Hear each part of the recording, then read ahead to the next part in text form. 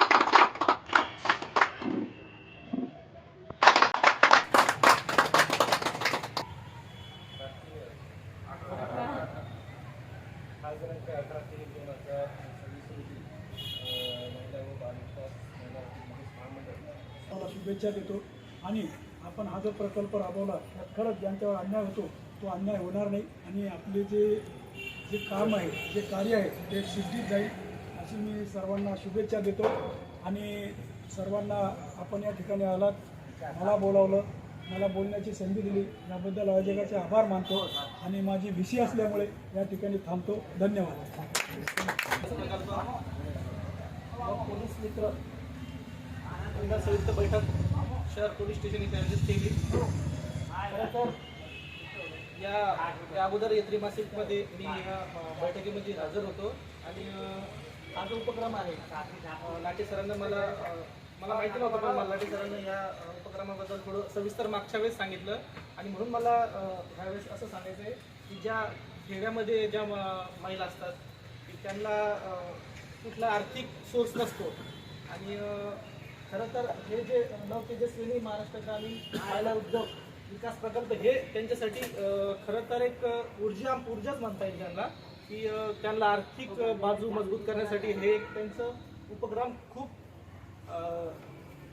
आधी आपण त्यांना असं कौतुकास्पद आपण असं म्हणता येईल, कारण की त्यांना कुठंतरी ग्रामीण भागामध्ये आर्थिक बाजू त्यांची मजबूत नसते। त्यांना हे मजबूत करण्यासाठी हे जे उपक्रम आहे त्यांना आर्थिक मजबूतच करतं आणि राहिला विषय इतर गोष्टीचा, जसं उदाहरण सरांना सांगितलेलं आहे, आर्थिक महिला जर मजबूत असेल तर बाकीच्या सगळ्या गोष्टीसाठी ती सक्षमच आहे। पुरुषापासून तिच्या पतीपासून जर काही त्रास होत असेल, कौटुंबिक वाद होत असेल तर आपण महिला तक्रारमध्ये तक्रार देऊ शकता। ती महिला अजून आपण तिला सक्षम करण्यासाठी थोडा खारीचा वाटा आपण पण घेऊ शकता की ते महिला आर्थिक बाजूला सक्षम आहेच, परंतु जर तिला कुटुंबामध्ये तिच्या पतीकडून सासू सासऱ्याकडून जर तिला काही त्रास होत असेल, हिंसा होत असेल तर आपण महिला तक्रारमध्ये संपर्क साधावा, त्या महिलेला घेऊन यावे। आपण नक्कीच त्या महिलेला मदत देऊन त्या महिलेचं आपण पुनर्वसन करण्याचा प्रयत्न करतो। सक्षम करण्यासाठी हा उपक्रम चांगल्या प्रकारे राबवत आहे, त्याकरिता या उपक्रमाचे खूप खूप धन्यवाद करतो आणि आयोजकांनी मला हे बोलण्याची संधी दिली त्याबद्दल त्यांचे धन्यवाद व्यक्त करतो।